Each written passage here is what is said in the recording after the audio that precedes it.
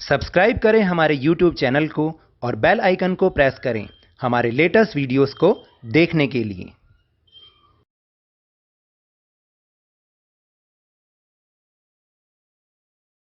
Hello and welcome to Lavneesh sir की class. आज की ये शिक्षा निदेशालय राष्ट्रीय राजधानी क्षेत्र दिल्ली की वर्कशीट नंबर 34 जो कि कक्षा 8वीं के विद्यार्थियों के लिए है, यह ली गई है गणित विषय से। और इसमें आज हम बीजगणित में जिस टॉपिक को सीखेंगे वह टॉपिक है एकपदी, द्विपदी, बहुपद, समान और असमान पद। तो जैसा कि आप जानते हैं कि पिछली वर्कशीट्स में हमने बीजगणित के बारे में सीखना शुरू किया था। बीजगणित का इस्तेमाल जानते हैं ना क्यों करते हैं? जब हम बड़े बड़े अंकों की जमा घटा गुणा करते हैं तब कई बार जो अंक गणित होता है उसमें थोड़ी परेशानी होती है, इसलिए हम बीजगणित का इस्तेमाल करते हैं जिसमें हम उसको एक्स वाई मान लेते हैं, यानी उसको एक चर संख्या मान लेते हैं। तो उसी श्रृंखला में आज हम ये टॉपिक समझेंगे कि एकपदी क्या होता है, द्विपदी, बहुपद क्या होता है, समान पद किसे कहते हैं और असमान पद किसे कहते हैं। तो चलिए बिना समय गंवाए शुरुआत करते हैं मेरे साथ और समझने की कोशिश करते हैं। प्रिया और रिया दो जुड़वा आज अपना जन्मदिन एक साथ मना रही थी। दोनों ने अपने बहुत से दोस्तों को अपने जन्मदिन पर बुलाया और दोनों बहनों ने एक साथ केक काटकर अपने सभी साथियों को कुछ रिटर्न गिफ्ट या उपहार भेंट की। तो देखिए हुआ क्या, उनकी मम्मी ने एक थैले में बहुत सारे पेन, पेंसिलें और रबड़ के पैकेट डाल दिए थे। उन पैकेटों की विशेषता यह थी कि जितनी कीमत एक पेन की थी उतने ही पेन उस पैकेट में थे। याद रखिएगा कि एक पेन की कीमत जितनी भी थी उतने ही पेन एक पैकेट में थे। इसी तरह जितनी कीमत एक पेंसिल की थी, यानी कि जितनी कीमत एक पेंसिल की थी उतनी ही पेंसिल उस पैकेट में थी, और जितनी कीमत एक रबड़ की थी उतनी ही रबड़ें एक रबड़ के पैकेट में थी। ध्यान रखिएगा।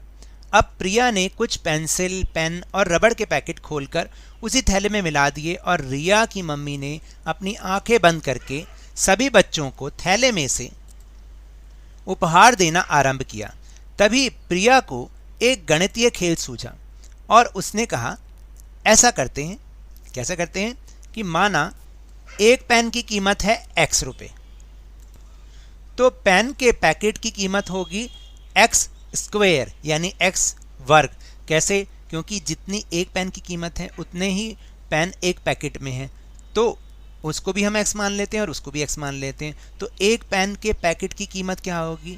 x स्क्वायर, क्योंकि जितनी कीमत एक पेन की है उतने ही पेन एक पैकेट में भी है। इस तरह से, इसी तरह से माना एक पेंसिल की कीमत है y, तो पेंसिल के पैकेट की कीमत होगी y स्क्वायर, क्योंकि जितनी कीमत एक पेंसिल की है उतनी ही पेंसिलें एक पैकेट में भी है ना, तो दोनों को हमने y माना तो हमने y गुणा y कर दिया।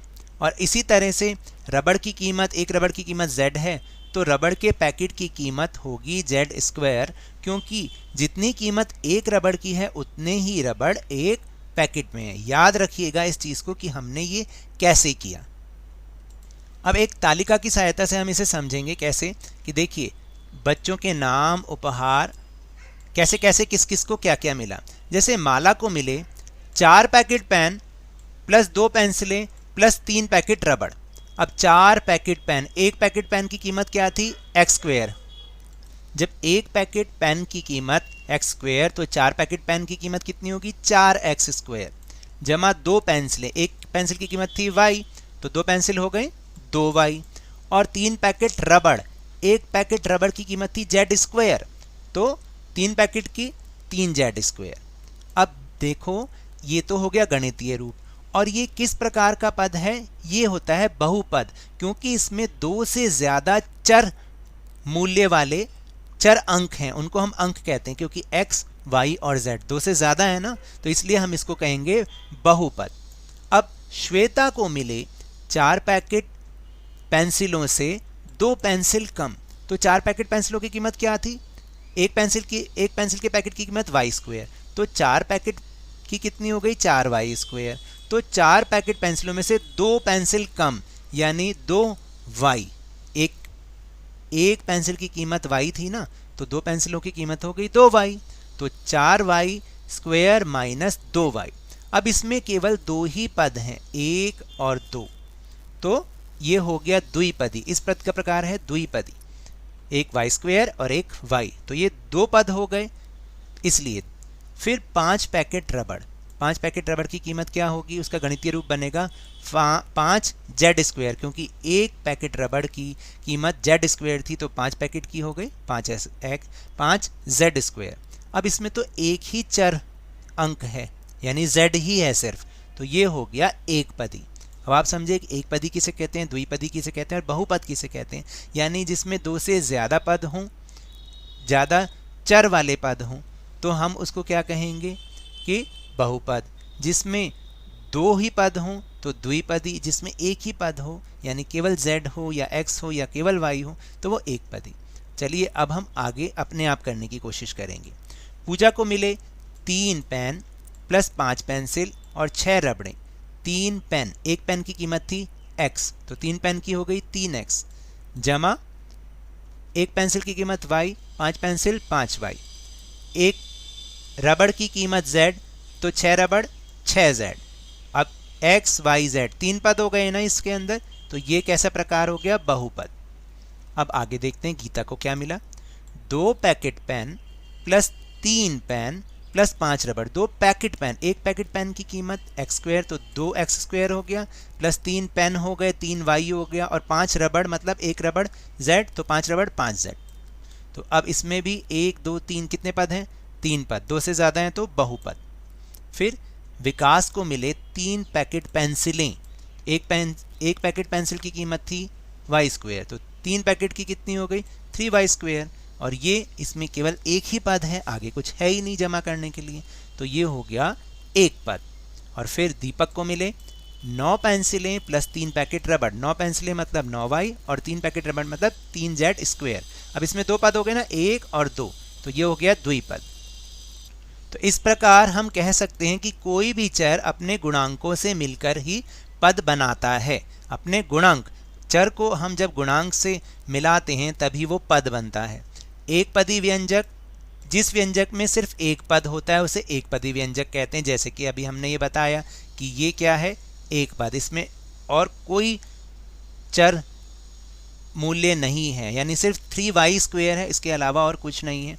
फिर द्विपदी, जिस व्यंजक में 2 पद होते हैं यानी 2 पद, ये मैंने आपको ये वाला एग्जाम्पल बताया था, इसको द्विपदी व्यंजक कहते हैं। बहुपद, जिस व्यंजक में 2 से ज़्यादा पद होते हैं, जैसे कि ये वाला, तो ये हो गया बहुपद व्यंजक। उपरोक्त तालिका में बहुत से चर एक जैसे हैं, उन्हें हम समान पद कहते हैं। अभी मैं ऊपर आपको उसके उदाहरण भी दूंगा। फिर असमान पद, जो चर एक जैसे नहीं हैं उन्हें हम असमान पद कहते हैं। इसके उदाहरण भी ऊपर लिखे हैं। चलिए देखते हैं समान पद और क्या, क्योंकि ये पहला प्रश्न भी है हमारा कि उपरोक्त तालिका में से 5 उदाहरण समान पद और असमान पदों के बताएं। देखिए समान पद क्या होते हैं, जैसे 4x स्क्वायर 2x स्क्वायर, ये क्या हुए, समान हुए ना, क्योंकि दोनों के अंदर x स्क्वायर है। 5z square 3z square, 2y 3y 9y, एक जैसे हैं, y y y, स्क्वायर वाला नहीं है, स्क्वायर के साथ स्क्वायर, ये हो गए समान पद। इसी तरह से 6z 5z। और असमान पद क्या होते हैं, जिसमें सारे ही पद अलग अलग हों, 3x plus 5y plus 5z, तो ये क्या हुआ, असमान हुआ ना, x y z एक जैसा तो है ही नहीं।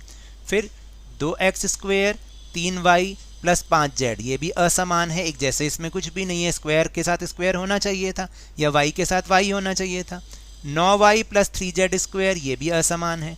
और 4x square 2y plus 3z square, ये भी असमान पद है। तो इस तरह से मैंने 4 लिखे हैं, आपको 5 लिखने, एक आप अपनी तरफ से लिखिएगा, ये आपकी प्रैक्टिस के लिए हैं।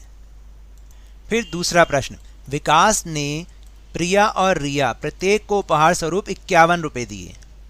तो देखिए प्रिया को भी 51 रुपये दिए और रिया को भी 51 रुपये दिए, ठीक है। तो अब आपको क्या करना है, इसके ऊपर कुछ क्वेश्चन दे रखे हैं कि क्या यह भी बहुपद है, आप बताओ ये बहुपद है। दोनों को ही बराबर दिए हैं, बराबर दिए हैं।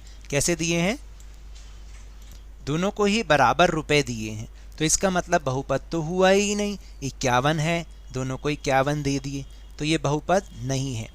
तो दूसरा प्रश्न है कि क्या इसे भी बहुपद के रूप में लिखा जा सकता है? नहीं, क्योंकि जब बहुपद है ही नहीं तो बहुपद लिखा भी नहीं जा सकता। तो देखिए, जब बहुपद है ही नहीं तो बहुपद के रूप में लिखा कैसे जाएगा? और यदि लिखा जा सकता है तो कैसे? जब लिखा ही नहीं जा सकता तो इसका उत्तर भी नहीं होगा।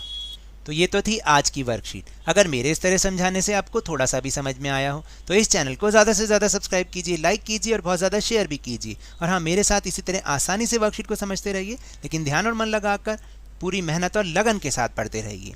और अगर आपको कोरोना वायरस को हराना है तो मास्क अवश्य पहन के रखिए, और जब भी संभव हो, जब भी उपलब्ध हो, इसका टीकाकरण अवश्य कराएं, क्योंकि कोरोना को हराना है और ज़िंदगी को एक बार फिर से सुहाना बनाना है। इसी उम्मीद के साथ बहुत बहुत धन्यवाद।